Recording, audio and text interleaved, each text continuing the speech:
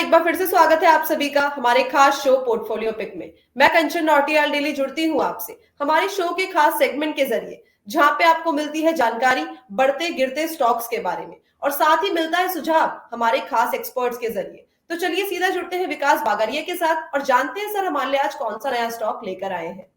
नमस्कार सर, स्वागत है आपका शो में। कंचन जी कैसे हैं? बढ़िया सर। सर कौन सा स्टॉक लेके आए हैं व्यूअर्स के लिए जो आने वाले टाइम पर अच्छा खासा मुनाफा दे सकता है? कंचन जी इस बार पोर्टफोलियो पिक के लिए लेके आया हूँ एफएल इंडिया। जी।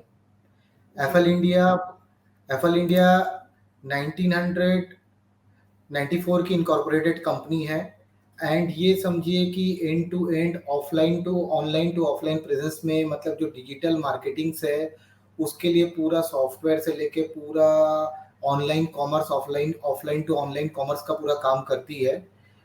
मतलब जो जो ब्रांड्स अपने आप को डेवलप करना चाहते हैं या जो आज के डेट में डिजिटल प्रेजेंस के लिए जो एक जद्दोजहद चली हुई है कंपनीज के बीच में, तो उसके लिए ये जो कंपनी है पूरा प्लेटफॉर्म रेडी करके देती है। क्लाउड सर्विस बोल लीजिए, डेटा एनालिटिक्स बोल लीजिए, तो ये सारी चीज़ें डायरेक्ट मतलब बिजनेस प्लेटफॉर्म्स को कंज्यूमर्स के साथ जोड़ने का बहुत अच्छा काम करती है। ठीक है, मार्केटिंग ऑटोमेशंस और ये सारी चीज़ों पे इनका बहुत अच्छा ग्रिप है एंड ये सारे प्लेटफॉर्म्स को इनेबल करवा के देती है ये कंपनी। और मैं इसके फंडामेंटल्स के विषय में बताता हूँ तो देखिए, ये कंपनी के पास ऑलमोस्ट 21 पेटेंट्स है, जिसमें से कि 6 यूएस में ग्रांटेड है और बाकी अदर जुरिस्डिक्शंस में है। और कंपनी का इंटरनेशनल प्रेजेंस भी बहुत अच्छा है। इंडिया में तो है ही है, South East Asia, Middle East, Africa, North America, Europe, Japan, Korea, Australia, इन सारे जगहों में इनका प्रेजेंस भी अच्छे से है। ठीक है, और अगर जो मैं इनकी क्लाइंटेली की बात करता हूँ कंचन जी, टाटा 1mg, एलाई बाई एआईए, स्विगी, फॉजिल, जी कैश, वॉर्टन, ये सारे कुछ इनके नामी जो नहीं, मतलब ये कुछ नाम है जो इनके क्लाइंटेलीज में है अभी फिलहाल में। ठीक है, तो ये कंपनी मेरे को अभी आज के डेट में बहुत अच्छी लगती है क्योंकि ऑलमोस्ट ऊपर से भी ये करेक्टेड हो चुकी है। और देखिए, प्रमोटर होल्डिंग अभी भी 59.9% का है और एफआईआई होल्डिंग 11.4% का है। तो ऑलमोस्ट 70% ये दो कैट जन के पास में है और डीआईआई के पास 12% माल है। तो मतलब अगर मैं देखूँ तो 81 से 82% जो इनके पास जो स्ट्रॉन्ग हैंड्स के पास माल है, मतलब 82% तो ऑलरेडी ये 3 कैटेगरी वाले लेके बैठे हुए हैं। रिटेलर्स के पास ऑलरेडी 18% ही है, तो बहुत ज़्यादा मीन्स रिटेलर के पास शेयर्स भी नहीं है। और ऊपर से ये करेक्ट होके काफ़ी ऊपर से 1300-1400 के लेवल से करेक्ट होके बॉटम आउट करके रिवर्स कर रहा है। तो आने वाले दिन के लिए ये बहुत अच्छा पोर्टफोलियो पिक साबित होगा। कम से कम 10 से 20% का यहाँ से इजीली ये मुनाफा देके जा सकता है। जी, तो कंपनी के बारे में सर आपने हमें बता दिया, ये एक तरीके से बिजनेस को कंज्यूमर के साथ जोड़ने में एक एनहांसमेंट करता है। साथ ही आपने कंपनी के फंडामेंटल्स भी बता दिए बेसिक, कि कंपनी का शेयर होल्डिंग पैटर्न कैसा है। सर अगर हम कंपनी का पी देखें तो वो कैसा दिख रहा है इस वक्त? देखिए, पीई रेशियो जो कंपनी की अभी खड़ी है, मैं बता देता हूँ आपको। कंपनी का स्टॉक का पीई रेशियो है 53.2 है और बुक वैल्यू 110 के करीब है। ठीक है, तो पी रेशियो कभी कभी क्या होता है कि कंचन जी, ऑलमोस्ट पी रेशियो हम लोग जरूर देखते हैं, बट हमेशा पी रेशियो एक बिजनेस को आकलन करने के लिए नहीं होता है। कभी कभी देखिए क्या होता है कि अदानी इंटरप्राइज का 1600 के करीब जब भाव था, तब से उसका पी रेशियो हाई था, बट वो 4000 तक भी चला गया। तो क्या होता है कि कंपनी कैसा परफॉर्म कर रही है और कंपनी आने वाले दिनों में कैसा परफॉर्म कर सकती है, उसको भी हम लोगों को व्यू में रखना पड़ता है। डेफिनेटली पी रेशियो जितना अच्छा है, तो कहीं कहीं वो डिसीजन लेने पे हम लोगों को उतना अटकाता भी है। तो इसीलिए जब मैं फंडामेंटल्स में जाता हूँ, डेफिनेटली पी रेशियो तो देखता ही देखता हूँ, बट उसके साथ मैं ये देखता हूँ कि कंपनी कैसे कर रही है और डेफिनेटली कंपनी के स्ट्रॉन्ग हैंड्स के पास माल कितना परसेंटेज है। तो यहाँ पे मेरे को जब दिख रहा है कि 82% स्ट्रॉन्ग हैंड्स के पास है और कोई भी प्लेज नहीं है, प्रमोटर का कोई भी स्टॉक प्लेज नहीं है, तो ये मेरे को एक अच्छा डायरेक्शन देती है कि कंपनी आने वाले दिनों में अच्छा कर सकती है। अपार्ट जी फ्रॉम टेक्निकल तो ये है ही। जी। सर ये सारी की सारी चीजें आपने हमें बता दी कि कंपनी फंडामेंटली तौर पे कैसी है, किस सेक्टर में बिजनेस करती है, साथ में कंपैरिजन में कौन कौन सी कंपनीज है इसके सामने, और आपका क्या रीजन है कि आपने इस सेक्टर के अंदर इसी कंपनी को चूज किया है? देखिए, कंपनी का लास्ट अगर मैं देखूँ तो कंपनी का लास्ट 5 इयर्स में जो प्रॉफिट ग्रोथ है वो 54.4% सीएजीआर से ग्रो कर रहा है। ठीक, अपार्ट फ्रॉम दैट बाकी जो सारे स्ट्रक्चर्स देखता हूँ वो मेरे को पॉजिटिव लगता है। और अगर मैं कंपनी के पीयर्स की बात करूँ तो कंपनी के पीयर कंपैरिजन में जब मैं देखता हूँ तो Tata Elxsi, persistent system, Mphasis, Oracle finance, KPIT technologies, Coforge, ये सारे नाम सामने आते हैं।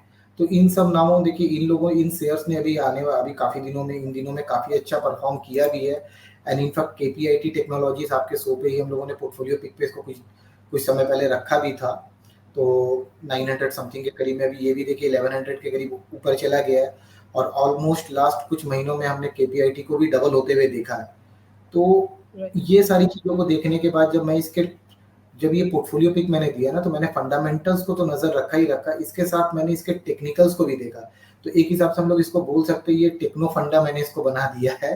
तो जब इसके टेक्निकल्स को भी मैंने देखा, तो जब आप टेक्निकल्स को देखने के बाद ये एक लंबा कंसोलिडेशन का दौर, मान लीजिए लास्ट आपका समझ लीजिए 4-5 महीने का एक कंसोलिडेशन का दौर से ये कंपनी बाहर निकल रही है। ऑलमोस्ट मान लीजिए ऊपर से जो इसने अपने पिक से करेक्शन दिया था जनवरी 2022 पे 1480 ऑड लेवल से इसने करेक्शन दिया था। वहां से करेक्शन देने के बाद ये आई थी करीब 884 के करीब में, और उसके बाद फिर इसने बाउंस बैक दिया था 1350 तक। उसके बाद फिर इसने इसी 1880-84 के लेवल पे डबल बॉटम बनाया है। डबल बॉटम बनाने के बाद अब कंपनी घूम रही है। और साथ में जो मेरे मोमेंटम इंडिकेटर्स लाइक एमएसीडी है, मेरा वॉल्यूम प्रोफाइल है, दीज आर इंडिकेटिंग कि ये जो बाउंस बैक निकला है ये कंटिन्यूड रहना चाहिए। तो दैट इज द रीजन कि मैंने इस कंपनी को अभी फिलहाल चूज किया है। जी, तो सारी चीजें आपने बता दी है। ये कंपैरिजन की बात हो, काफी चीजें हमने कंपनी के बारे में जान ली है। सर, अगर मैं ये सारी चीजें जान के अभी मैं डिसीजन लेना चाहूँ कि मैं किस लेवल पे बाय कर सकती हूँ, कि करंट लेवल सही लेवल है इस टाइम पे बाइंग इनिशिएट करने के लिए, या मुझे थोड़ा इंतजार करना चाहिए? करंट लेवल देखिए, अगर आपको जितना लेना है उसका 50% यहाँ पे 980 के करीब लीजिए। थोड़ा सा डीप में 950 960 के करीब मिलता है तो वहाँ पे थोड़ा और ऐड करिए। 940 के नीचे का एक स्टॉप लॉस रखिए। और आने वाले 2 से 3 सप्ताह में मैं इसका टारगेट करीब 10 से 15% ऊपर यहाँ से देख रहा हूँ। 1080 और 1100 के करीब का इसका टारगेट मेरे को नजर आ रहा है कि बहुत जल्दी वहां तक चला जाएगा। विद इन 2 to 3 वीक्स ये लेवल दिख जाने चाहिए। जी, तो सर ने बता दिया है किस तरीके से सर का कन्विक्शन है स्टॉक के अंदर, तो आप भी पोर्टफोलियो के जरिए अच्छा खासा मुनाफा कमा सकते हैं। सर, स्टॉक के बारे में हमने आपसे सारी की सारी जानकारी ले ली है। इसके अलावा कोई और इन्फॉर्मेशन आप जो व्यूअर्स के साथ शेयर करना चाहते हो? बस व्यूअर से यही शेयर करना चाहता हूँ कि स्टॉप लॉस जरूर मेंटेन किया करिए ट्रेड्स के बीच में, because stop loss should be in the system not in the mind. क्योंकि मार्केट ऑल टाइम हाइस के करीब चल रहे हैं एंड न्यूज़ इवेंट्स बहुत ज़्यादा रहता है आजकल स्टॉक मार्केट्स पे। तो थोड़ा सा न्यूज़ इवेंट आता है या कुछ भी होता है तो स्टॉक्स थोड़े से स्टॉप लॉसेस अगर करते हैं, क्योंकि स्टॉप लॉस जो मैं देता हूँ वो एक साइंटिफिक लेवल देख के देता हूँ। तो हो सकता है कि अगर वो स्टॉप लॉस कट जाता है तो हो सकता है वहां से 4-5% स्टॉक और नीचे आ सकता है। तो दैट इज द थिंग कि कोई भी ट्रेड्स मैं देता हूँ तो मैं आपको रिस्क रिवॉर्ड रेशियो आइडेंटिफाई करके देता हूँ कि मिनिमम 1:2 या 1:3 का रिस्क रिवॉर्ड मेरे पास रहे। एंड स्टॉप लॉस जरूर मानिए इस मार्केट में, क्योंकि कमाने का अपॉर्चुनिटीज बहुत सारी मिलेंगी, बट कैपिटल को भी प्रोटेक्ट करना उतना ही जरूरी है। जी, तो सर ने बता दिया है कि स्टॉप लॉस को मेंटेन करना कितना ज्यादा जरूरी है, कैसे आप रिस्क को कम कर सकते हैं अगर आपने सही स्टॉप लॉस को मेंटेन कर रखा है।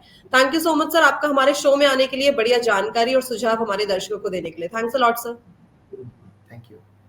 तो ये थे विकास बागरिया जी, जो लेके आए थे आपके पोर्टफोलियो के लिए एक बहुत ही बढ़िया स्टॉक। ऐसे ही अलग अलग स्टॉक की जानकारी के लिए जुड़े रहिए इंडिया न्यूज बिजनेस के खास शो पोर्टफोलियो पिक के साथ। धन्यवाद।